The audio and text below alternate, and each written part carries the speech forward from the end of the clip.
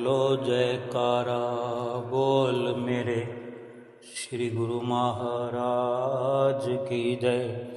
सभी गुरुमुख प्रेमियों से सब प्रेम जय सच्चिदानंद। वंदो चरण सरोज गुरु मुद मंगल आगार। जय सेवत नर होत हैं भव सागर से पार। गुरु जी के सुमिरन मात्र से नाशत विघ्न अनंत। तासे सर्वारंभ में ध्यावत हैं सब संत। श्री प्रयाग धाम की धरा पर खुशी अनोखी छाई है। आज के सुंदर सुंदर श्री प्रयाग धाम के श्री दर्शन हाल में सुंदर दर्शनों की सभी को लाखों लाख बधाई है। हमेशा ही श्री दर्शन हाल में शाम के 5 बजे के लगभग एक स्वर्णिम नज़ारा सबकी आँखों में श्री दर्शनों से पहले ही घूमने लगता है। कोई 4 बजे ही इन ख्यालों में खो जाता है, कोई 3 बजे ही दोपहर के खाना खा के सोते हैं, लंगर ग्रहण करके सोते हैं। तो एक ही काम होता है, दिल दिमाग में एक ही ख्याल पूर्ण तौर पर होता है कि 3 बजे अपनी सेवा पर पहुंच करके जैसे तैसे भी करके थोड़ी बहुत सेवा को अंजाम देकर 5 बजे से पहले पहले श्री दर्शन हाल में पहुंचना है। और इसी उधेड़ बुन में कब दिन हो जाता है, कब रात हो जाती है, कभी शाम की आरती का ख्याल, कभी सुबह की आरती का ख्याल, शाम को दर्शनों का ख्याल। ये ख्याल सतगुरु के हर गुरुमुख प्रेमी अपने दिल में संजोए हुए भक्ति के नाम के धन से माला माल होते रहते हैं, हो रहे हैं। जो स्थायी रूप से रहते हैं,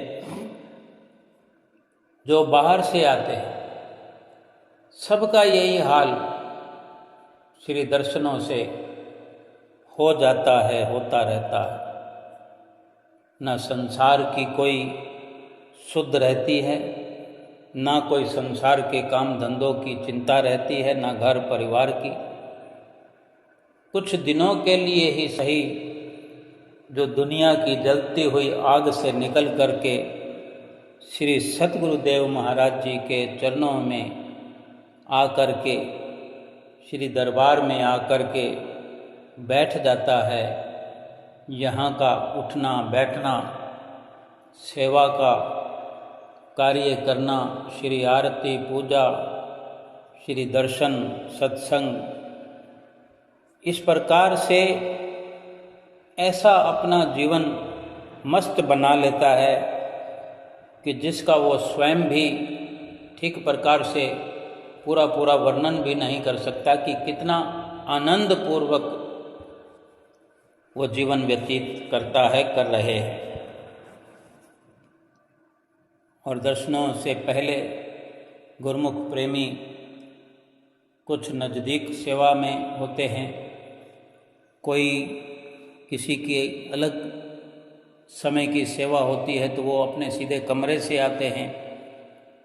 किसी की रात में सेवा होती है, किसी की सुबह जल्दी में सेवा होती है, किसी की श्री लंगर में सेवा होती है।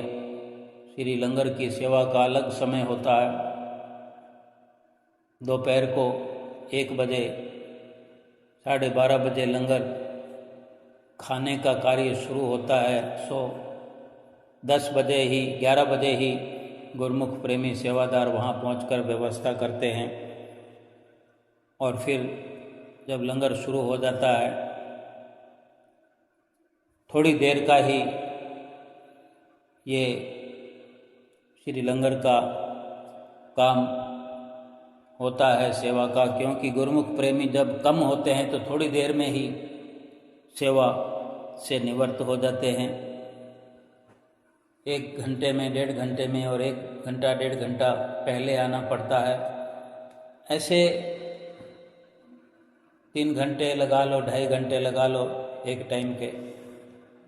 ऐसे ही सुबह नाश्ते में थोड़ा कम समय लगता है और भी 2 घंटे लगा लो, ऐसे ही रात में। तो उनके लिए अपनी अलग टाइमिंग है। कोई दर्जी खाने में सेवा करता है, कोई अस्पताल में सेवा करता है, कोई वर्कशॉप में सेवा करता है और कोई चिनाई पर, कंस्ट्रक्शन पर कारीगरों मजदूरों को देखता है, कोई रंग पेंट की सेवा के साथ जुड़ा हुआ है, कोई पेंटिंग की सेवा करता है, कोई सफाई कर्मचारियों के साथ सेवा करता है।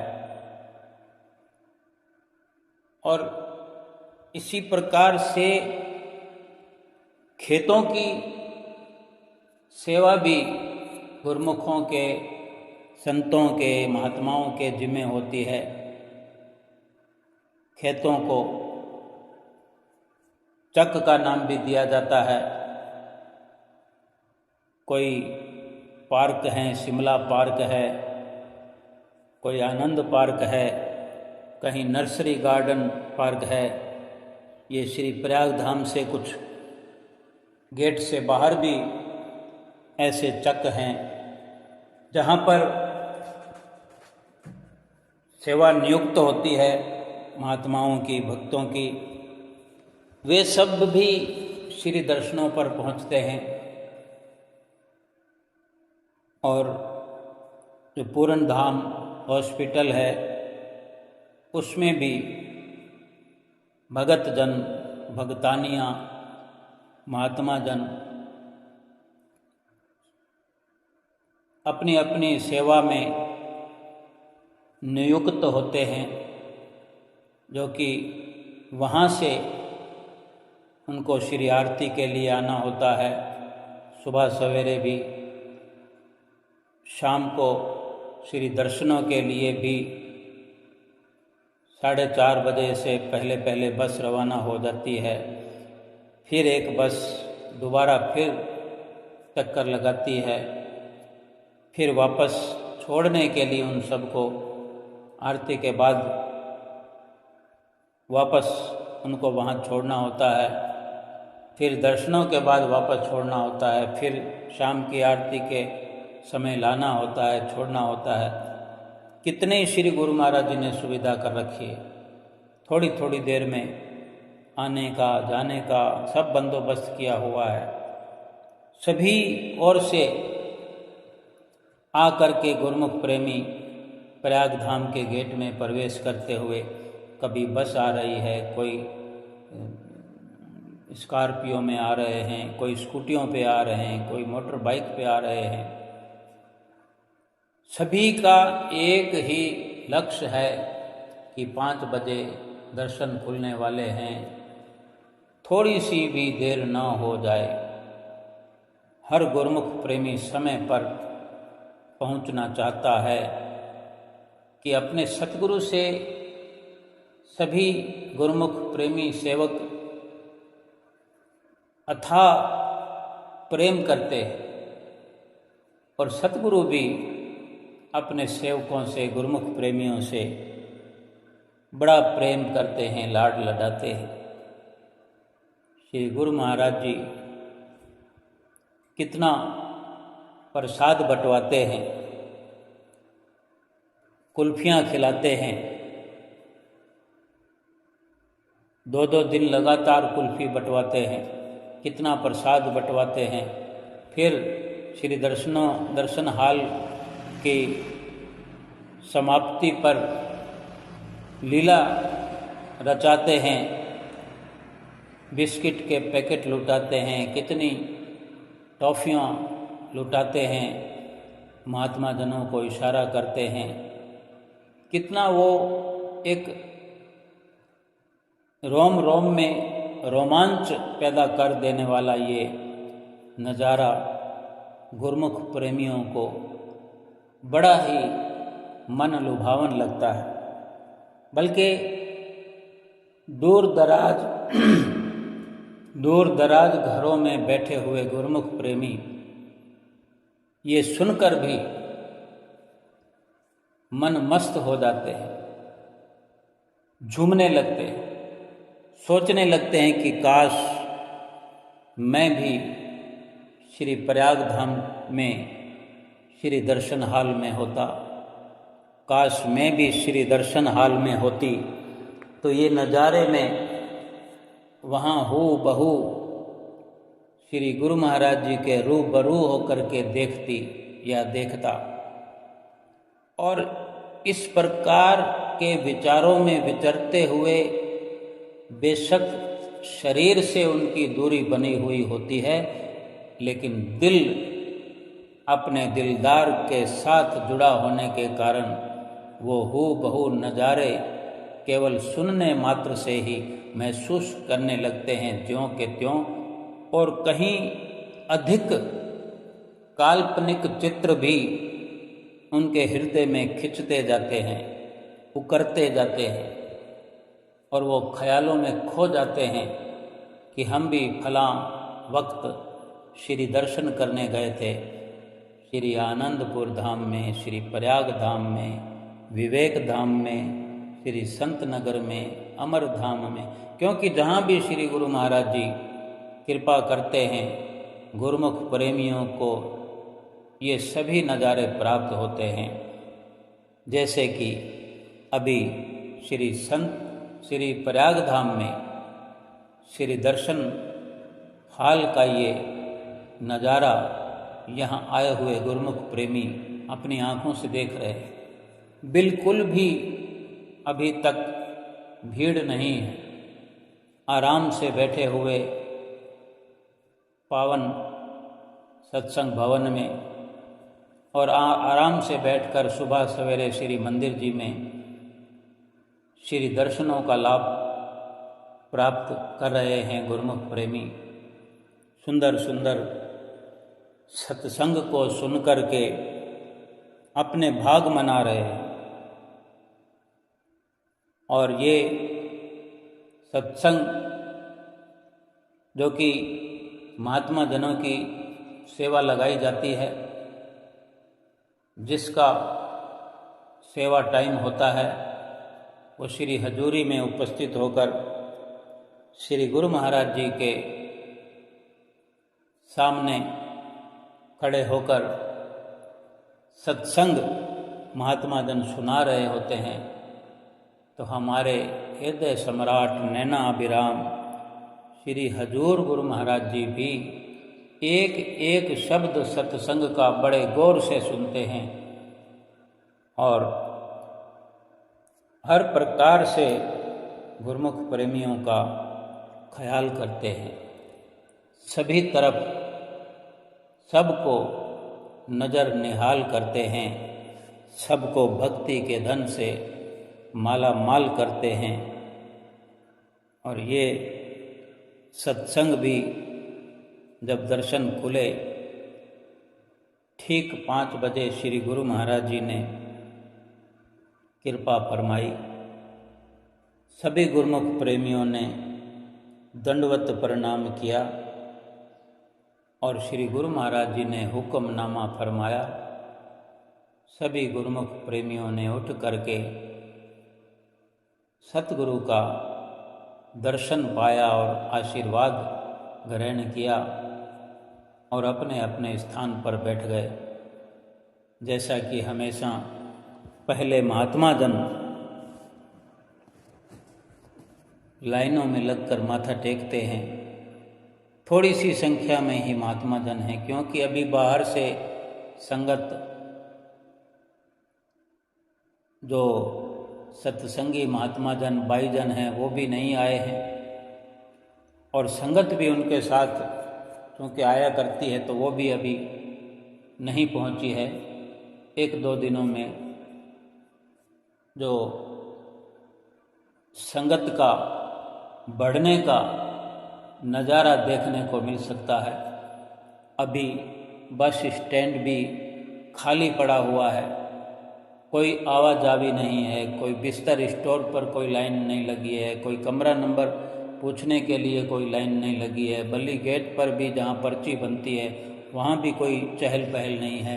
बस थोड़ी सी संगत के साथ ये श्री प्रयाग धाम का सुंदर नज़ारा आपस में ये अवसर गुरुमुख प्रेमी एक दूसरे से जय सच्चिदानंद कहते हुए, चरण वंदना कहते हुए, ये आवाज़ें ही आती रहती है।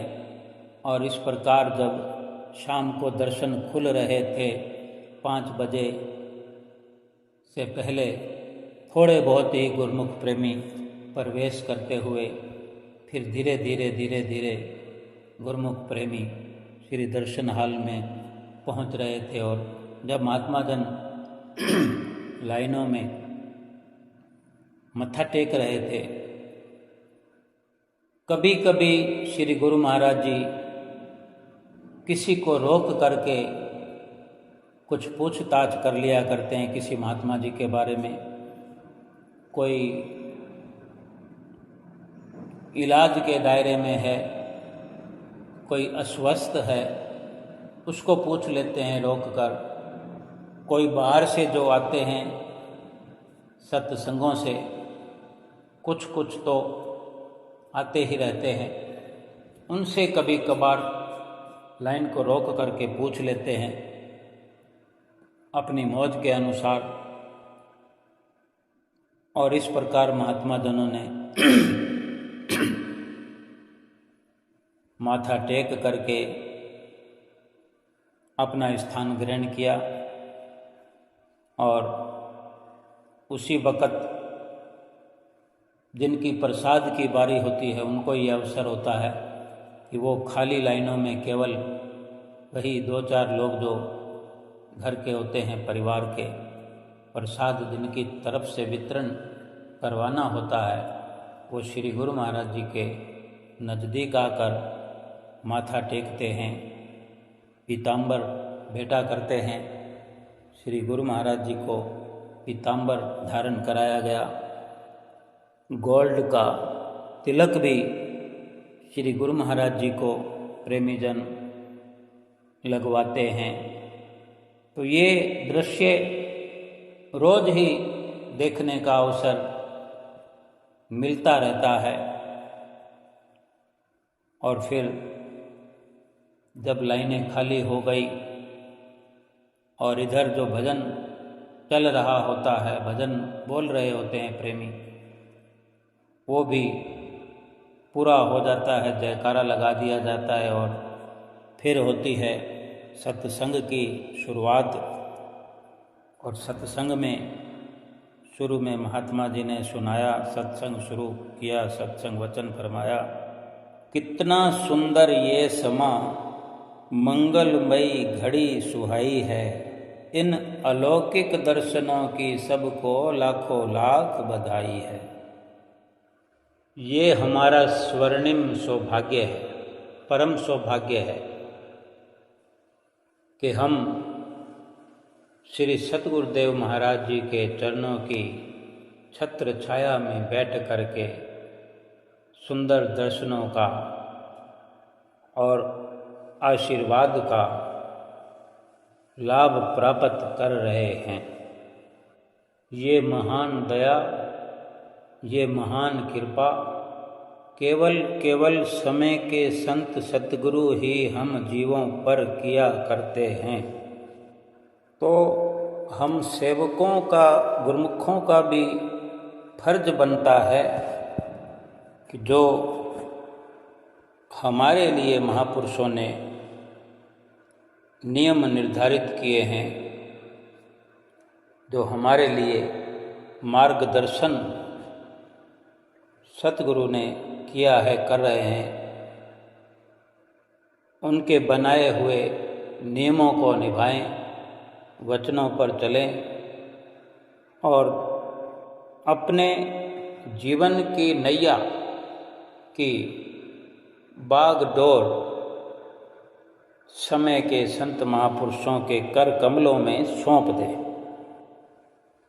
एक 2 दिन पहले हुए दर्शनों पर सत्संग की याद दिलाते हुए सत्संग में सुना रहे थे महात्मा जी कि जैसे 2 दिन पहले भी आदरणीय महात्मा जी सत्संग में वचन फरमा रहे थे कि यदि जीव अपने जीवन रूपी बेड़े को महापुरुषों को सौंप दे या अपने जीवन रूपी बेड़े का माझी सतगुरु को बना दे तो इसमें कोई संदेह शक नहीं कि वो इस भव सागर से सहज ही पार हो सकता है, क्योंकि भव सागर से पार उतारने के लिए ही कि वक़्त के महापुरुष इस संसार में, इस धराधाम में अवतार धारण करके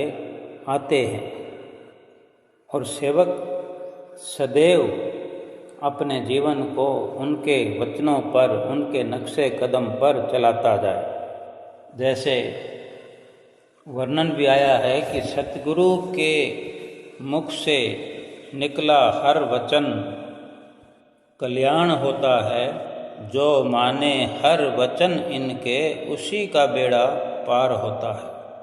मगर बैठने वाला मल्लाह ये सब जाने, कहाँ पर है किनारा और कहाँ तूफान होता है। कि समय के महापुरुष ही सेवक का सदा कल्याण चाहते हैं और उन्हीं को ही ये सदा विवेक होता है कि कहाँ दुखों का तूफान है और कहाँ सुख का किनारा है। लेकिन यदि जीव अपने जीवन को उनके वचनों पर चलाता जाए और ये कामना रखता हो, अगर चाहता है कि मैं भवसागर से पार हो जाऊं, तो संतों महापुरुषों के वचनों को, उनकी आज्ञा व मौज पर चलना ही पड़ेगा। जैसे किसी की पानी में, तालाब में तैरने की अभिलाषा हो और तैरना जानता नहीं हो, तैरना चाहता हो लेकिन तैरना जानता नहीं हो, तो वो क्या करेगा? उसे क्या करना चाहिए कि जो तैरना जानता हो उस व्यक्ति से जा कर के तैरना सीखेगा, और सीखना ही चाहिए। अगर तैरने का शौक़ हो तो तैराक से पहले तैरना सीखना पड़ेगा, और उससे ज्ञान हासिल करने से, उस तैरना सिखाने वाले से पूरी तैयारी के साथ तैरना सीख करके, ज्ञान हासिल करके पूरी तरह से सीख जाता है, तो उसे भी एक बड़ी खुशी होती है कि अब मैं तैरना सीख गया हूँ, अब मैं तैर सकता हूँ। अगर वही व्यक्ति या कोई और व्यक्ति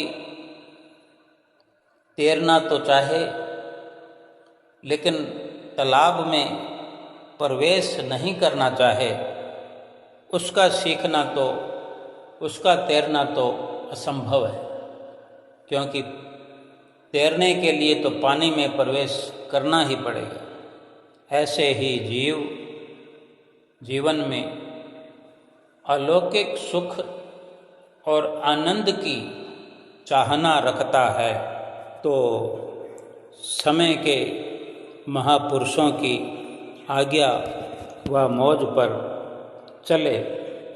सुख तो चाहता है ये जीव, सदा सदा के लिए सुखी रहना चाहता है, सुख चाहता है, खुशी चाहता है, तो गुरुमुख प्रेमियों, महापुरुषों की आज्ञा और मौज में तो चलना ही चाहिए, तभी सुख और आनंद जीवन में बड़ी सरलता से मिलता है, मिल जाएगा।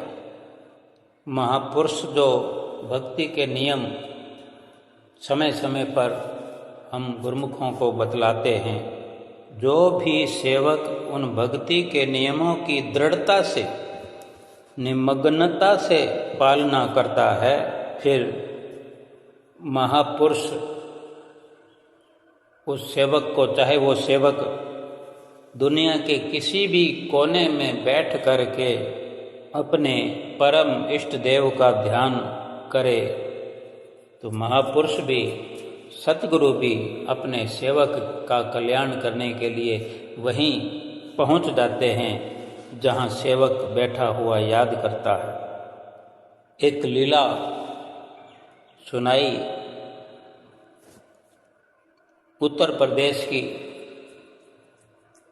मेरठ के पास मुजफ्फरनगर की। वहाँ एक गुरुमुख परिवार रहता है। उस परिवार का लड़का मुजफ्फरनगर से किसी कार्य के लिए जा रहा था। वो जो मुजफ्फरनगर से मेरठ बाई रोड जा रहा था, तो एक ट्रक से उसका भारी एक्सीडेंट हो गया और वो गिर गया सड़क पर। इस प्रकार वहाँ उपस्थित भीड़ के लोगों ने एम्बुलेंस बुलाकर उसको अस्पताल में पहुंचवा दिया और किसी भी तरह फ़ोन के द्वारा या किसी भी तरह उसके परिवारजनों को संदेश पहुंचा दिया कि आपका लड़का इस प्रकार से फलां अस्पताल में दाखिल करा दिया है। पूरा परिवार मेरठ के उस अस्पताल में पहुंच गया और वहाँ पहुंचकर डॉक्टरों से मुलाकात की और डॉक्टर ने एक फार्म पर दस्तखत करवा करके ऑपरेशन की तैयारी की। और डॉक्टर जब ऑपरेशन थिएटर में अपने काम के लिए जाने लगे तो परिवार ने हाथ जोड़कर डॉक्टर से कहा कि हमारा बच्चा ठीक हो जाएगा ना। तब उस डॉक्टर ने कहा कि मैं अपनी तरफ से कोशिश कर रहा हूँ, पूरी कोशिश करूँगा भी, लेकिन आप भी परमात्मा से प्रार्थना करिए, क्योंकि इधर मैं अपनी कोशिश करूँगा, लेकिन सब कुछ तो परमात्मा के हाथ में है। परमात्मा ने चाहा तो सब ठीक हो जाएगा। डॉक्टर की ये बात सुन कर के पूरा परिवार रोने धोने में लग गया। उनके साथ में जो माता जी थी वो श्री गुरु महाराज जी की गुरुमुख थी, प्रेमी थी। उन माता जी का केवल पूरे परिवार में एक माता जी का ही सतगुरुदेव महाराज जी के चरणों में अटूट श्रद्धा और विश्वास था। बड़ा प्यार था सतगुरु के चरणों में। उस वक़्त सबको रोता देखकर वो माता जी कहती हैं, क्या तुम सब लोगों का मेरे श्री गुरु महाराज जी से, मेरे गुरु महाराज जी पर कोई थोड़ा भी विश्वास नहीं है? और कहने लगी, मेरे श्री गुरु महाराज जी तो यमराज के पास जाकर भी अपनी रूहों को लाने की ताकत रखते हैं, इसलिए आप सभी इस वक़्त उन्हीं का सुमरन और ध्यान करो, सुमरन में बैठ जाओ। और इतना कहकर वो माता जी सतगुरु का सिमरन ध्यान करने में बैठ गई। और उधर कुछ घंटों में जब डॉक्टर ऑपरेशन करके ऑपरेशन थिएटर से बाहर आए और वहाँ उपस्थित परिवारजनों को कहने लगे कि अब खतरे की तो कोई बात नहीं है, लेकिन अभी जब तक होश नहीं आएगा तब तक आईसीयू में लड़के को रखा जाएगा। और इसी प्रकार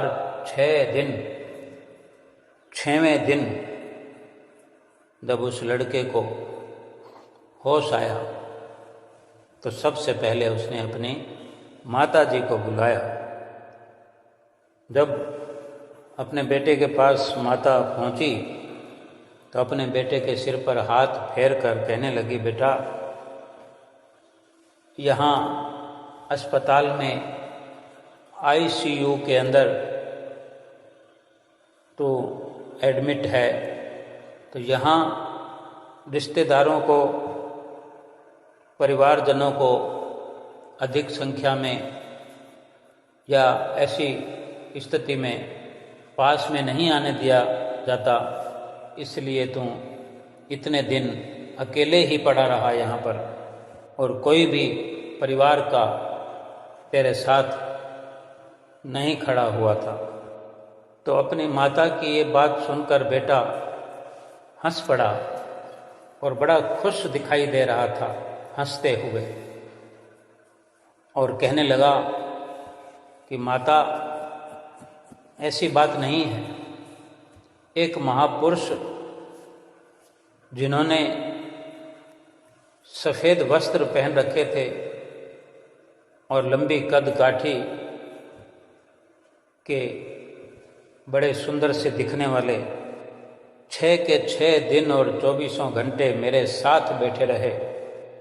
मेरी दवाई और ग्लूकोज का भी वो ध्यान रखते रहे। डॉक्टरों के होते हुए भी वो अपनी तरफ से मेरा ध्यान अलग से रखते रहे और रह कर मेरे सिर पर हाथ फेरते थे और कहते भी थे कि तू चिंता मत कर, हम तुझे बिल्कुल ठीक कर देंगे। ये सब अपने बेटे से सुनकर वो माता जी कहती हैं कि तुमने पूछा नहीं कि वो कौन है? तो वो कहता है कि मैंने पूछा कि आप कौन हैं?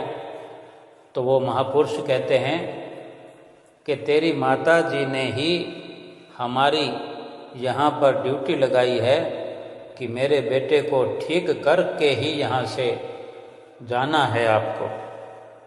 जब बेटे से ये बात सुनी अपने सतगुरुदेव महाराज जी के बारे में, तो माता जी के आँखों से आंसुओं की एक धारा बह निकली और बहते हुए आंसुओं से अपने सतगुरु का हाथ जोड़कर मन ही मन आंखें बंद करके शुक्राना करने लगी। और इस प्रकार कुछ दिनों के बाद जब पूर्ण तौर से वो लड़का ठीक हो गया और पूरे परिवार पर सतगुरुदेव महाराज जी का जो ये उपकार सबको समझ आने लगा, सबसे पहले वो शुक्राना करने के लिए श्री प्रयाग धाम में पहुंच गया पूरा परिवार। और जब दर्शनों के लिए दर्शन हाल में पहुंच करके लाइनों में लगे हुए और सामने सिंहासन पर श्री श्री 108 श्री पंचम पातशाही गुरु महाराज जी विराजमान थे और बड़े दर्शन हाल में जो कि माघी का पर्व था, मकर संक्रांति का पर्व था। और पर्व से कुछ दिन पहले की ये बात है। उस वक़्त सामने की लाइनों से अनेक अनेक गुरुमुख प्रेमी सतगुरुदेव महाराज जी का दर्शन कर रहे थे, भेटा पूजा कर रहे थे। श्री गुरु महाराज जी सबको भक्ति से झोलियाँ सबकी भर रहे थे, क्योंकि बड़े दर्शन हाल में पीछे की लाइनों से जब प्रवेश किए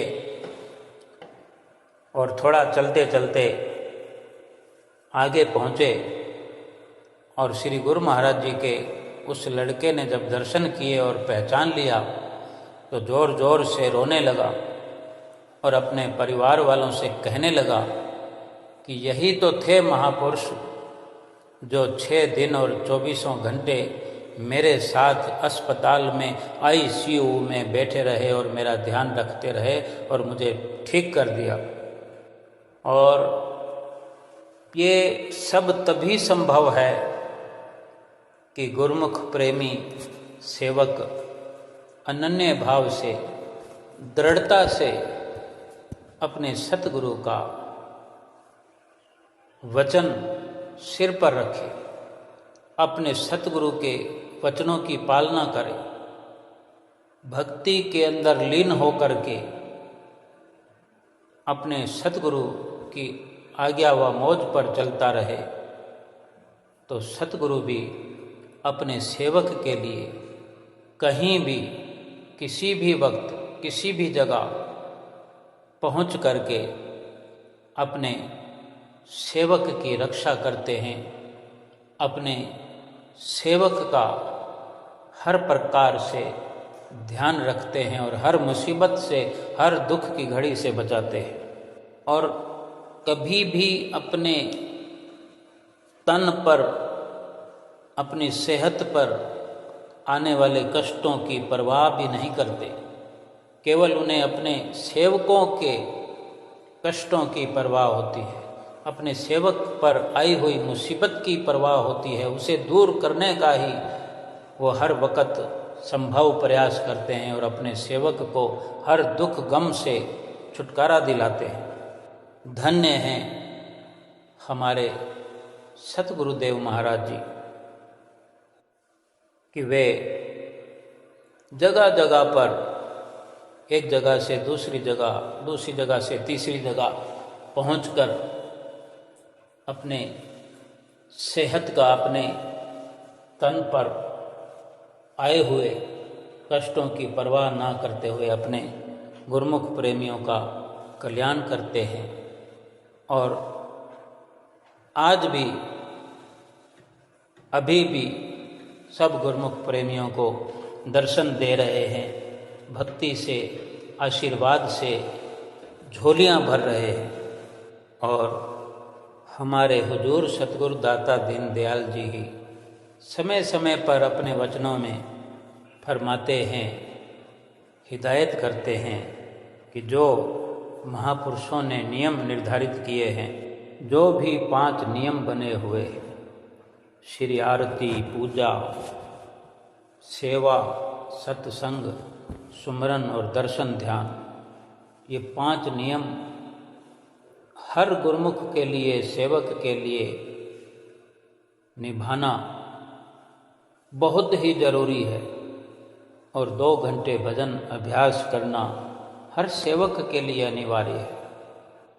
और जो गुरुमुख प्रेमी करते हैं, नियमों की पालना करते हैं, 2 घंटे भजन अभ्यास करते हैं, वही अपने इष्ट देव सतगुरु की प्रसन्नता को पाते हैं, उनकी रहमतों को अपने जीवन में हर वक़्त प्राप्त करते हैं, हर वक़्त उनके आशीर्वाद को महसूस करते हैं। कदरदानों ने भी कहा है, 2 घंटा जो भजन करेगा देंगे उसका साथ, मेरे प्यारे सतगुरु के वचनों पर करो विश्वास।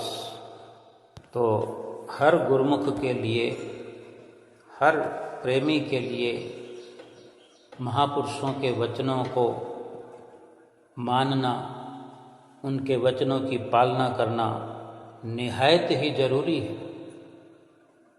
क्योंकि अगर हमारा ये लोक भी सुखी होता है, परलोक भी सुहेला होता है और जीवन भर हम खुशियाँ प्राप्त करते हैं यहाँ भी और परलोक में भी, अपने निज घर में हमारी आत्मा पहुँचती है, कल्याण होता है, तो ये बहुत ही सरल और सस्ता सौदा है जो सतगुरुदेव महाराज जी ने हमें ये 5 नियम की माला दे करके हमारे जीवन के कल्याण के लिए ये भक्ति का भंडार खोल दिया है कि हम 24 घंटे दुनिया के काम काज करते हुए कुछ समय जो निर्धारित रूप से हमें फरमाया है वो भजन सुमरन करते हुए, 5 नियमों की पालना करते हुए अवश्य ही आत्मिक कल्याण के रास्ते पर चलते हुए आत्मा का कल्याण करें। और इस प्रकार सत्संग की समाप्ति के बाद गुरुमुख प्रेमियों को जो बाहर से आई संगत होती है उनको माथा टेकने का अवसर होता है, प्रसाद वितरण किया जाता है और गुरुमुख प्रेमी सामने की लाइनों से माथा टेकने के लिए श्री गुरु महाराज जी के आगे पहुंचने लगे और सबको गुरु महाराज जी अपने आशीर्वादों से कृतार्थ कर रहे थे और गुरुमुख प्रेमी अपने सतगुरु की नज़दीकी पा करके खुशहाल हो रहे थे। थोड़ी ही देर में सारी संगत ने माथा टेक लिया। तब श्री गुरु महाराज जी जाने लगे तो माइक कर कमलों में लेकर हमेशा की तरह सबको संदेश दिया, चलो गुरुमुखो चलो। और सभी गुरुमुख प्रेमी हंसते हुए मुस्कुराते हुए, क्या भगत जन, महात्मा जन, बाई जन, भक्तानियाँ उठ खड़े हुए और रेलिंगों के पास आ गए। कोई रेलिंगों के सामने वाली रेलिंगों के बीच में गुरुमुख प्रेमी घुस गए, कोई साइडों की रेलिंगों में महात्मा जन और बाई जन अपनी अपनी जगह पर खड़े हुए, क्योंकि वो कुछ अधिक नज़दीक है और सुरक्षित है। श्री गुरु महाराज जी ने तैयारी की और अपने सिंहासन से उठ खड़े हुए। ऐसा लग रहा था कि पहले भी 2 दिन से कोई लीला नहीं हुई, तब भी लग रहा था कि आज भी लीला नहीं होगी। जाने फिर क्या मौज हुई श्री गुरु महाराज जी की। और इशारा हुआ तो कि टपों के टप आने लगे, क्योंकि सब काम तैयार पड़ा होता है। श्री गुरु महाराज जी की हुजूरी में सारी व्यवस्था है, सारे काम करे कराए तैयार होते हैं, सबकी अपनी सेवाएं लगी हुई है, ड्यूटियां लगी हुई है। टपों के अंदर थोड़े थोड़े भरे हुए होते हैं, क्योंकि टप्पों से प्रसाद बहुत दूर तक उछालना होता है, लेकिन उसमें तरह तरह की टॉफ़ियाँ, बिस्कुट के पैकेट और इसी प्रकार अलग अलग टप्पों में रखे होते हैं। धीरे धीरे करके आने लगे। श्री गुरु महाराज जी ने स्वयं भी अपने कर कमलों से सामने की लाइनों में भाईजनों की तरफ, भक्तानियों की तरफ थोड़ा थोड़ा शुभ मुहूर्त किया और फिर महात्मा जनों को इशारा किया। टपों के जो टॉफ़ियों को उछाला जाता है, ऐसे लगता है जैसे ऊपर चिड़ियाँ बादलों में उड़ रही हो। ऐसा वो सुनहरा अवसर कि जिधर टप को उछाला जाता है, गुरुमुख प्रेमी सब उस तरफ देखते हैं और अपने सामने आता हुआ टॉफ़ियों के या बिस्कुटों के टप को देखते हैं तो अपने नीचे जगह बनाने लगते हैं। और जब प्रसाद अपने आस पास आने लगता है तो सब अपनी अपनी कोशिश करते हुए जिसके जो हाथ में आ गया। यही तो लीला है श्री गुरु महाराज जी की। और इसी प्रकार थोड़ी देर तक ये सुंदर समा बंधा हुआ समा बंध गया और गुरुमुख प्रेमी इस लीला से निहाल होने लगे, माला माल होने लगे। प्रसाद भी जिसके हाथ में आ जाए तो एक एक गुरुमुख ही बहुत सारी टॉफियाँ इकट्ठी कर लेता है। कब किस वक़्त जाने किस पर क्या मौज हो जाए, किसकी किस्मत में क्या लिखा है। लेकिन दर्शनों का लाभ, लीलाओं के ये दृश्य, ये नज़ारे, ये सबकी किस्मत में लिखे हैं। श्री गुरु महाराज जी ने एक सूक्ष्म सुख, अंदर का लासानी सुख हर किसी की झोली में डाला है। इस प्रकार लीला का प्रसाद अगर नहीं भी मिला, बैठे बिठाए तो श्री गुरु महाराज जी ने सबको प्रसाद उनकी झोली में डाला है। ये हमारे श्री परमहंसों की असीम कृपा है।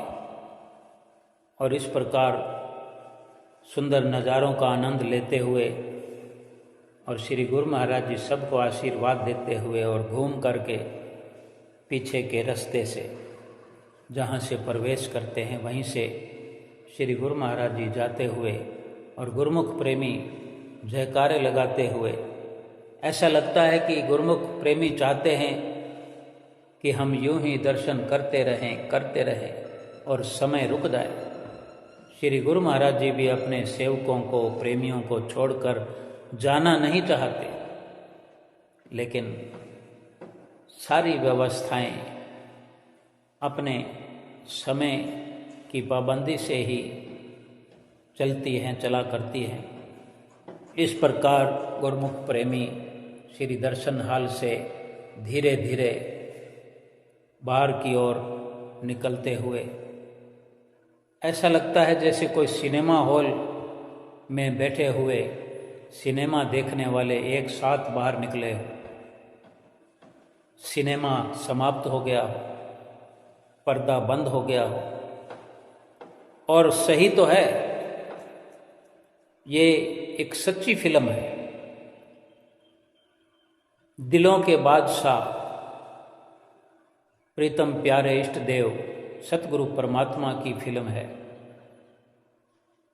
जो बिना प्रोजेक्टर के चलती है। और किस प्रकार मगन होकर के गुरुमुख प्रेमी एक एक पल का लाभ उठाते हैं। जिसको सतगुरु बुलाते हैं और सतगुरु उसी को बुलाते हैं जिसकी विह्वल पुकार होती है, जिसकी हृदय की पुकार होती है, उसी पर सतगुरु ठप्पा लगाते हैं, उसी को आदेश हो जाता है। और कुदरत भी सतगुरु के आदेश के साथ जैसे मिली हुई हो, ऐसे गुरुमुख प्रेमियों को कुदरत रहनुमा बन करके उनके घरों से खींच लाती है। एक दुनिया की जलती हुई आग से निकाल करके भीतर के सुकून देने वाले, अपने अंतःकरण को शांत और शीतल बनाने वाले वातावरण में श्री प्रयाग धाम में, श्री प्रयाग धाम के श्री दर्शन हाल में ले आती है। और ये सुंदर सुंदर नज़ारे, सुंदर सुंदर दर्शन प्यारे पाकर के सभी निहाल होते हैं। और बाहर निकलकर गुरुमुख प्रेमी फिर वहाँ जाकर खड़े हो जाते हैं जहाँ श्री गुरु महाराज जी अपनी ओर से पीछे की तरफ जाकर के श्री कार में विराजमान हो जाते हैं। श्री कार चल पड़ती है और आगे बाहर फिर श्री गुरु महाराज जी के दर्शन श्री कार में करने के लिए गुरुमुख प्रेमियों की लाइन लगी होती है। और श्री कार चल पड़ती है और गुरुमुख प्रेमियों को फिर से श्री कार के खुले हुए शीशों में टॉफ़ियाँ अपने कर कमलों से दे रहे होते हैं, कभी लुटा रहे होते हैं, किसी को बिस्कुट दे रहे होते हैं। कितने दयालु हैं हमारे श्री हुजूर गुरु महाराज जी। उनकी असीम कृपा, उनका प्यार, उनका आशीर्वाद सभी गुरुमुख प्रेमियों पर इसी प्रकार बना रहे। सबकी झोलियाँ सतगुरु के आशीर्वाद से भरी रहें। कोई दरबार में रहते हों, कोई अपने घरों में रहते हों, देश में रहते हों, विदेश में रहते हों, सबको सतगुरु का आशीर्वाद यूं ही सदा सदा मिलता रहे।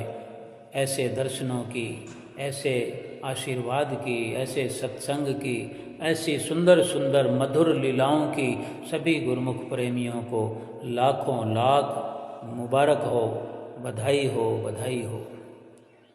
बोलो जयकारा, बोल मेरे श्री गुरु महाराज की जय।